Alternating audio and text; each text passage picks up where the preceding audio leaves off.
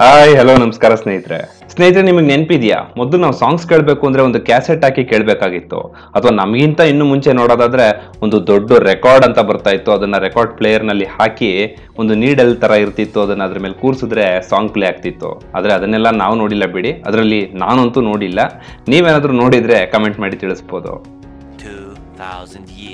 ಆದ್ರೆ ನಮ್ಮ ಪೀಳಿಗೆಯಲ್ಲಿ ಕ್ಯಾಸೆಟ್ ಪ್ಲೇಯರ್ ಅನ್ನ ಉಪಯೋಗಿಸ್ತಾ ಇದ್ವಿ ಅದರಲ್ಲೂ ರೀಲ್ ಇರ್ತಿತ್ತು ಒಂದೊಂದ್ಸರಿ ಸ್ಟಕ್ ಆಗ್ತಿತ್ತು ಮತ್ತೆ ಬಿಚ್ಚಿ ಅದನ್ನ ತಿರುಗಿಸಿ ಮತ್ತೆ ಸರಿ ಮಾಡಿ ಕೂಡ ಹಾಕ್ತಾ ಇದ್ವಿ ಸೊ ಅದ್ರಲ್ಲಿ ನೋಡೋದಾದ್ರೆ ಮ್ಯಾಕ್ಸಿಮಮ್ ಒಂದು 4 ಹಾಡೋ 8 ಹಾಡೋ ಇರ್ತಿತ್ತು ಸೊ ಅದಾದ ನಂತರ ಸಿಡಿ ಪ್ಲೇಯರ್ ಬಂತು ಸಿಡಿ ಪ್ಲೇಯರ್ ಸಾಕಾಗ್ಲಿಲ್ಲ ಅಂತ DVD ಪ್ಲೇಯರ್ ಬಂತು ಆದ್ರೆ ಅದ್ರಲ್ಲಿ ಏನಪ್ಪಾ ಅಂತಂದ್ರೆ ಒಂದು 5-10 ಸಲ ಪ್ಲೇ ಮಾಡಿದ್ರೆ ಮತ್ತೆ ಸ್ಟಕ್ ಆಗಿ ಹೋಗ್ತಿತ್ತು ಇನ್ನು ಕಾರ್ಗಳಲ್ಲೂ ಅದೇ ಕತೆ ಕಾರ್ಗಳಲ್ಲೂ ಕ್ಯಾಸೆಟ್ ಪ್ಲೇಯರ್ ಇರ್ತಿತ್ತು ಹಾಗೆ ಸಿಡಿ ಪ್ಲೇಯರ್ DVD ಪ್ಲೇಯರ್ ಎಲ್ಲ ಬಂತು ಅದರಲ್ಲೂ ಒಂದು ಕಾರ್ನಲ್ಲಿ ಒಂದು ಜಂಪ್ ಹಾರಿಸಿದ್ರೆ ಸಾಕು ಅಲ್ಲೇ ಸ್ಟಕ್ ಆಗ್ಬಿಡ್ತಿತ್ತು ಸೊ ಅದಾದ್ಮೇಲೆ ಬಂದಿದ್ದು ಪೆನ್ ಡ್ರೈವ್ ಸೊ ಅದೇನೋ ಈಗಲೂ ಚಾಲ್ತಿಲಿದೆ ಆದ್ರೆ ಅದನ್ನು ಕೂಡ ನಾವು ಎಲ್ಲಾ ಕಡೆ ಕ್ಯಾರಿ ಮಾಡ್ಬೇಕಾಗುತ್ತೆ ಆದ್ರೆ ಅದ್ರ ಜಂಜಾಟನೂ ಬೇಡ ಅಂತಂದ್ರೆ ಅದಾದ್ಮೇಲೆ ಬಂದಿದ್ದು ಬ್ಲೂಟೂತ್ ಹೌದು ಸ್ನೇಹಿತರೆ ಈಗಂತೂ ಪ್ರತಿಯೊಂದು ಎಲ್ಲ ವೈರ್ಲೆಸ್ ನಲ್ಲೇ ಉಪಯೋಗಿಸ್ಬೇಕು ಅಂತ ಇಷ್ಟಪಡ್ತೀವಿ ನಮ್ಗೆ ಈ ವೈರ್ಗಳ ಜಂಜಾಟ ಬೇಡ ಅಂತ ಆದ್ರೆ ಈ ಬ್ಲೂಟೂತ್ ಅಂದ್ರೇನು ಇದು ಹೇಗ್ ಕೆಲಸ ಮಾಡುತ್ತೆ ಈ ಬ್ಲೂಟೂತ್ ಅಂತಾನೆ ಹೆಸರು ಹಾಕಿಟ್ರು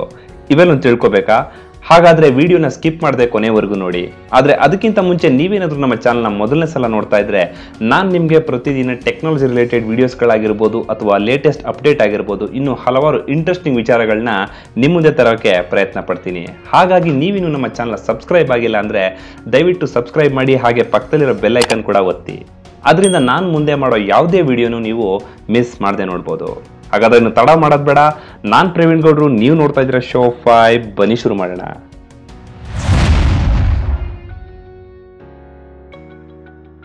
ಸ್ನೇಹಿತರೆ ನೀವು ವೈರ್ಗಳ ಜಂಜಾಟ ಬೇಡ ಅಂತ ನಾವು ಪ್ರತಿಯೊಂದನ್ನು ವೈರ್ಲೆಸ್ ನಲ್ಲೇ ಯೂಸ್ ಮಾಡೋಕೆ ಇಷ್ಟಪಡ್ತೀವಿ ಹಾಗಾಗಿ ಈಗ ಬರ್ತಿರೋ ಡಿವೈಸಸ್ ಗಳೆಲ್ಲ ಬಹುತೇಕ ಬ್ಲೂಟೂತ್ ಡಿವೈಸಸ್ ಗಳೇ ಆಗಿರುತ್ತೆ ನಾವು ಯೂಸ್ ಮಾಡೋ ವಾಚ್ ಆಗಿರ್ಬೋದು ನಾವು ಕೇಳೋ ಇಯರ್ಫೋನ್ಸ್ ಆಗಿರ್ಬೋದು ಅಥವಾ ಲೌಡ್ ಸ್ಪೀಕರ್ ನಲ್ಲಿ ನಾವೇನಾದ್ರೂ ಮ್ಯೂಸಿಕ್ ಕೇಳಬೇಕು ಅಂದ್ರೆ ಅದನ್ನು ಕೂಡ ಯಾವುದೇ ರೀತಿ ವೈರ್ ನ ಕನೆಕ್ಟ್ ಮಾಡದೆ ಬರೀ ಬ್ಲೂಟೂತ್ ಸಹಾಯದಿಂದಾನು ಕೂಡ ನಾವು ಮ್ಯೂಸಿಕ್ ಕೇಳಬಹುದು ಹಾಗಾದ್ರೆ ಈ ಬ್ಲೂಟೂತ್ ಅಂದ್ರೆ ಏನು ಈ ನೇಮ್ ಹೇಗೆ ಉಟ್ಕೋತು ನೋಡೋಣ ಬನ್ನಿ ಸ್ನೇಹಿತರೆ ಈ ಬ್ಲೂಟೂತ್ ಐಡಿಯಾ ಶುರು ಆಗಿದ್ದು 1989ರಲ್ಲಿ ಎರಿಕ್ಸನ್ ಮೊಬೈಲ್ ಟೆಕ್ನಾಲಜಿ ಆಫೀಸರ್ ಆದ ಡಾಕ್ಟರ್ ನಿಲ್ಸ್ ರೆಡ್ಬ್ಯಾಕ್ ಮತ್ತು ಜೋಹಾನ್ ಉಲ್ಮ್ಯಾನ್ ಅವರು ಈ ಐಡಿಯಾನ ಹುಟ್ಟಾಕಿದ್ರು ಅವರು ಮೊದಲು ಒಂದು ಪೇರ್ ಆಫ್ ವೈರ್ಲೆಸ್ ಹೆಡ್ಸೆಟ್ ನ ಕಂಡುಹಿಡಿಯೋದಿಕ್ಕೆ ಈ ಐಡಿಯಾನ ಉಪಯೋಗಿಸಿದ್ರು ಯಾಕಂದ್ರೆ ನಿಮ್ಗೆ ಗೊತ್ತಿರಬಹುದು ಈ ವೈರ್ ಗಳಿದ್ರೆ ಅದನ್ನ ಸುತ್ತಿಡೋದು ಬಿಚ್ಚೋದು ಅದು ಗಂಟು ಹಾಕೊಳ್ಳೋದು ಇದೆಲ್ಲ ತಲೆನೋವಾಗಿರುತ್ತೆ ಸೊ ಹಾಗಾಗಿ ಅವರು ವೈರ್ಲೆಸ್ ಹೆಡ್ಸೆಟ್ ನ ಕಂಡುಹಿಡಿಯೋಕೆ ಶುರು ಮಾಡಿದ್ರು ಹಾಗೆ ಅವರು ಡಾಕ್ಟರ್ ಹಾರ್ಟ್ಸನ್ ಅವರ ಸಹಾಯದೊಂದಿಗೆ ಈ ಪ್ರಾಜೆಕ್ಟ್ ನ ಕೈಗೆತ್ಕೊಂಡ್ರು ಇದನ್ನ ಕಂಡುಹಿಡಿಯೋದಕ್ಕೆ ಇವರಿಗೆ 5 ವರ್ಷ ಬೇಕಾಯ್ತು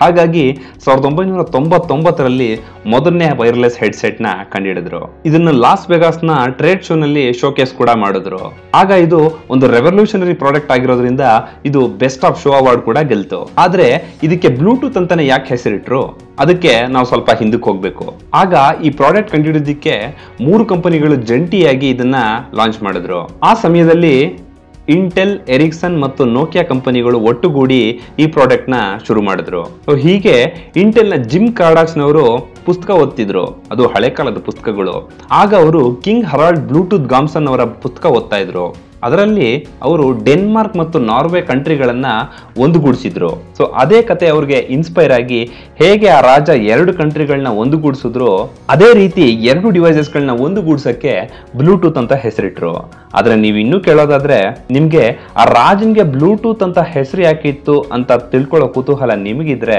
ಅವ್ರ ಹಲ್ಲುಗಳಲ್ಲಿ ಒಂದು ಹಲ್ಲು ನೀಲಿ ಇತ್ತಂತೆ ಅದಕ್ಕಾಗಿ ಅವ್ರಿಗೆ ಕಿಂಗ್ ಹರಾಲ್ಡ್ ಬ್ಲೂಟೂತ್ ಗಾಮ್ಸನ್ ಅಂತ ಹೆಸರಿತ್ತು ಸೊ ಹಾಗಾಗಿ ಅವರು ಆ ಬ್ಲೂಟೂತ್ ಅನ್ನ ನೇಮ್ ಸಜೆಸ್ಟ್ ಮಾಡಿದ್ರು ಆದ್ರೆ ಆ ರಾಜನ್ಗೂ ಒಂದು ಕ್ರೆಡಿಟ್ ಕೊಡ್ಬೇಕು ಅಂತ ಬ್ಲೂಟೂತ್ ನ ಸಿಂಬಲ್ ಏನಿದೆ ಅದರಲ್ಲಿ ನಾರ್ಡಿಕ್ ಆಲ್ಫಾಬೆಟ್ ಇದೆ ಸೊ ನಾರ್ಡಿಕ್ ಆಲ್ಫಾಬೆಟ್ ಅಲ್ಲಿ ಈ ರೀತಿ ಚಿಹ್ನೆ ಇದ್ರೆ ಅದು ಹೆಚ್ ಅಂತ ಸಿಂಬಲ್ ತೋರಿಸುತ್ತೆ ಹೆಚ್ ಅಂದ್ರೆ ಹಜಾರ್ಡ್ ಸೊ ಆ ರಾಜನ ಹೆಸರು ಸೊ ಅವ್ರಿಗೂ ಕ್ರೆಡಿಟ್ ಕೊಡೋಕೋಸ್ಕರ ಆ ಬ್ಲೂಟೂತ್ ಸಿಂಬಲ್ಗೆ ಆ ಹೆಚ್ ಅನ್ನೋ ಸಿಂಬಲ್ ಕೂಡ ಸೇರಿಸಿದ್ರು ಇನ್ನು ಇದು ಈ ರಾಜನ್ ಕತೆ ಸೊ ಇನ್ನು ಈ ಬ್ಲೂಟೂತ್ ಕೂಡ ವೈಫೈ ರೀತಿನೇ ಕೆಲಸ ಮಾಡುತ್ತೆ ಸೊ ಇದು ಕೂಡ ರೇಡಿಯೋ ವೇವ್ಸ್ ಮೂಲಕ ಒಂದು ಡಿವೈಸ್ ಇಂದ ಇನ್ನೊಂದು ಡಿವೈಸ್ಗೆ ಕನೆಕ್ಟ್ ಮಾಡುತ್ತೆ ಆದ್ರೆ ವೈಫೈ ನಲ್ಲಿ ನಿಮ್ಗೆ ರೂಟ್ ಇರಬೇಕಾಗುತ್ತೆ ಸೊ ಅದಕ್ಕೆ ಸಪರೇಟ್ ಕರೆಂಟ್ ಕೂಡ ಬೇಕಾಗುತ್ತೆ ಆದ್ರೆ ಬ್ಲೂಟೂತ್ ಡಿವೈಸ್ಗೆ ಯಾವುದೇ ರೀತಿ ಎಕ್ಸ್ಟ್ರಾ ರೂಟರ್ ಆಗ್ಲಿ ಅಥವಾ ಎಕ್ಸ್ಟ್ರಾ ಕರೆಂಟ್ ಆಗ್ಲಿ ಬೇಕಾಗಿಲ್ಲ.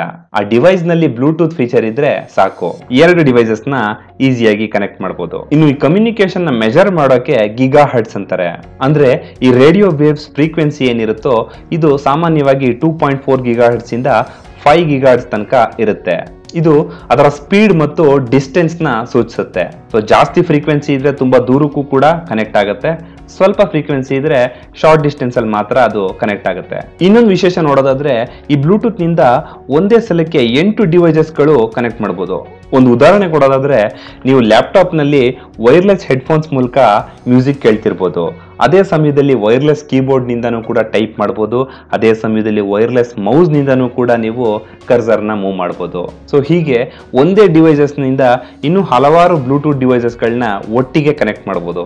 ಸೊ ಹೀಗೆ ಒಂದೇ ಸಮಯದಲ್ಲಿ ಹಲವಾರು ಡಿವೈಸಸ್ ಗಳನ್ನ ಒಟ್ಟಿಗೆ ಕನೆಕ್ಟ್ ಮಾಡಿದ್ರು ಕೂಡ ಒಂದಕ್ಕೊಂದು ಇಂಟರ್ಲಿಂಕ್ ಆಗಲ್ಲ. ಯಾಕೆಂದ್ರೆ ಪ್ರತಿಯೊಂದಕ್ಕೂ 79 ಡಿಫರೆಂಟ್ ಫ್ರೀಕ್ವೆನ್ಸಿಗಳಿರುತ್ತಂತೆ.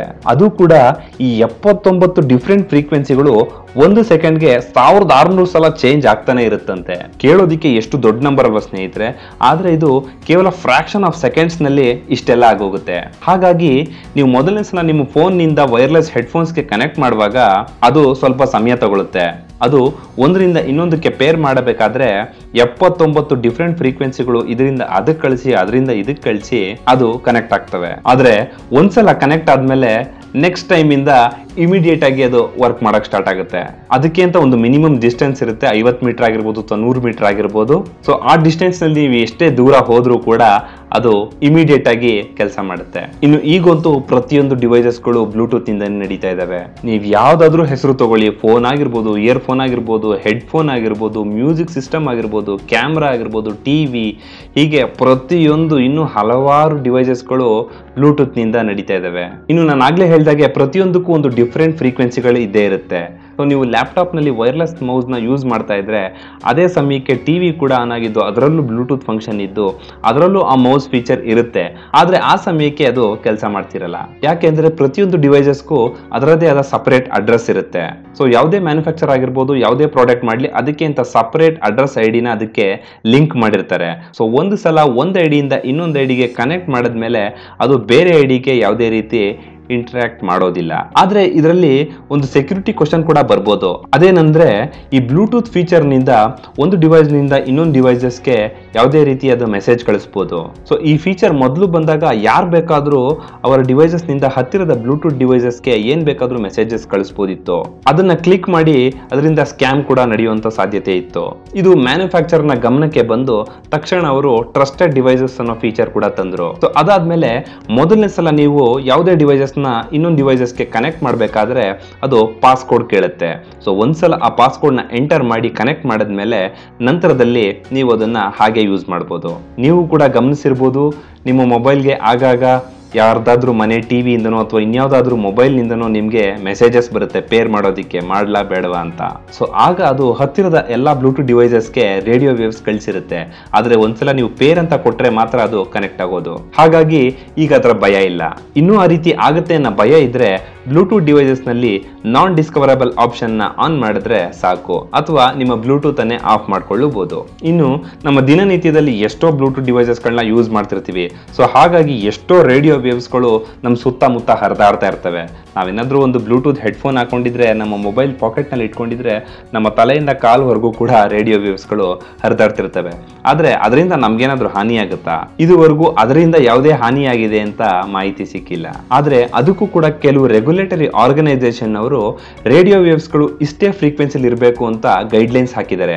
ಹಾಗಾಗಿ ನಾವು ಯೂಸ್ ಮಾಡೋ ಯಾವುದೇ ಬ್ಲೂಟೂತ್ ಡಿವೈಸಸ್ ಆಗಿರ್ಬೋದು ಅಥವಾ ನಾವು ಯೂಸ್ ಮಾಡೋ ಫೋನ್ ಕೂಡ ಆಗಿರ್ಬೋದು, ಇಷ್ಟೇ ಫ್ರೀಕ್ವೆನ್ಸಿ ಒಳಗಡೆ ಇರಬೇಕು ಅಂತ ಗೈಡ್ಲೈನ್ಸ್ ಹಾಕಲಾಗಿದೆ. ಹಾಗಾಗಿ ಅದರಿಂದ ನಮ್ಮ ಹ್ಯೂಮನ್ ಬಾಡಿಗೆ ಯಾವುದೇ ರೀತಿ ತೊಂದರೆ ಇಲ್ಲ. ಹಾಗಾಗಿ ನೀವೇನಾದ್ರೂ ಈ ಬ್ಲೂಟೂತ್ ಡಿವೈಸ್ ನ ರೇಡಿಯೋ ವೇವ್ಸ್ ನಿಂದ ನಿಮ್ಗೆ ಹಾನಿ ಆಗುತ್ತೆ ಅಂತ ಭಯ ಪಡ್ತಾ ಇದ್ರೆ ನೀವು ಮೊದಲು ನಿಮ್ಮ ಫೋನ್ ಯೂಸ್ ಮಾಡೋದು ಬಿಡಬೇಕು. ಯಾಕೆ ಅಂದ್ರೆ ಈ ಬ್ಲೂಟೂತ್ ರೇಡಿಯೋ ವೇವ್ಸ್ ಏನಿದೆಯೋ ಅದಕ್ಕಿಂತ ಹೆಚ್ಚಾಗಿ ನಾವು ಯೂಸ್ ಮಾಡೋ ಸೆಲ್ ಫೋನ್ ರೇಡಿಯೋ ವೇವ್ಸ್ ಜಾಸ್ತಿ ಇರುತ್ತೆ. ಸೊ ಇದನ್ನ ಕಂಡುಹಿಡಿಯಕ್ಕೆ ಸ್ಪೆಸಿಫಿಕ್ ಅಬ್ಸಾರ್ಪ್ಷನ್ ರೇಟ್ ಅಂತಾರೆ. ಸೊ ಇನ್ನು ಇದು ಪ್ರತಿಯೊಂದು ಫೋನ್ ಮಾಡೆಲ್ಗಳಿಗೆ ಇದ್ದೇ ಇರುತ್ತೆ. ಸೊ ಆ ರೇಟ್ ನೋಡ್ಕೊಂಡು ಯಾವ್ದ್ರಲ್ಲಿ ಕಡಿಮೆ ಇದೆ ಅಂತ ನೋಡ್ಕೊಂಡು ಕೂಡ ತಗೋಬಹುದು. ಆದ್ರೆ ಪ್ರತಿಯೊಂದು ಫೋನ್ಗಳು ಕೂಡ ಆ ಫ್ರೀಕ್ವೆನ್ಸಿ ಲಿಮಿಟ್ ನೊಳಗೆ ಇರೋದ್ರಿಂದ ಯಾವುದೇ ರೀತಿ ತೊಂದರೆ ಇಲ್ಲ. ಹಾಗೆ ಅದು ಅಪ್ರೂವ್ ಆದ್ಮೇಲೆನೆ ಅದು ಮಾರ್ಕೆಟಿಗೆ ಬರೋದು. ಇನ್ನು ಈ ಬ್ಲೂಟೂತ್ ನಿಂದ ನಮ್ಗೆ ಯಾವುದೇ ರೀತಿ ಹಾನಿ ಇಲ್ಲ ಅಂತಂದ್ರೆ ಖಂಡಿತ ಇದೊಂದು ಒಳ್ಳೆ ಆಪ್ಷನ್. ಯಾಕೆಂದ್ರೆ ಈ ವೈರ್ಗಳ ಜಂಜಾಟ ಬೇಡ ಅಂತ. ಹಾಗೆ ನಾವಿನ್ನು ಯಾವುದೇ ಕ್ಯಾಸೆಟ್ ಆಗ್ಲಿ ಅಥವಾ ಸಿಡಿನಾಗ್ಲಿ ಪದೇ ಪದೇ ಚೇಂಜ್ ಮಾಡೋ ಅವಶ್ಯಕತೆ ಕೂಡ ಇಲ್ಲ. ಕೇವಲ ಈ ಬ್ಲೂಟೂತ್ ಡಿವೈಸಸ್ ನಿಂದ ನಾವು ಮಾಡೋ ವಾಯ್ಸ್ ಕಮಾಂಡ್ ನಿಂದ ಕೂಡ ಸಾಂಗ್ ಚೇಂಜ್ ಮಾಡ್ಕೊಂಡು ಹೋಗ್ಬೋದು. ಸ್ನೇಹಿತರೆ, ಇದಿಷ್ಟು ಬ್ಲೂಟೂತ್ ನ ಕತೆ. ಇವತ್ತಿನ ವಿಡಿಯೋ ನಿಮ್ಗೆ ಇಷ್ಟ ಆಗುತ್ತೆ ಅಂತ ಭಾವಿಸ್ತೀನಿ. ಇಷ್ಟ ಆಗಿದ್ರೆ ದಯವಿಟ್ಟು ಲೈಕ್ ಮಾಡಿ, ಹಾಗೆ ನಿಮ್ಮ ಸ್ನೇಹಿತರಿಗೂ ಶೇರ್ ಮಾಡಿ, ಮತ್ತೆ ಸಬ್ಸ್ಕ್ರೈಬ್ ಮಾಡೋದನ್ನ ಮಾತ್ರ ಮರಿಬೇಡಿ ಸ್ನೇಹಿತರೆ. ಮತ್ತೆ ಮುಂದಿನ ವಿಡಿಯೋದಲ್ಲಿ ಮತ್ತಷ್ಟು ಇಂಟ್ರೆಸ್ಟಿಂಗ್ ವಿಚಾರಗಳೊಂದಿಗೆ ಸಿಗ್ತೀನಿ. ಅಲ್ಲಿವರೆಗೂ ನಮಸ್ಕಾರ, ಟಾಟಾ.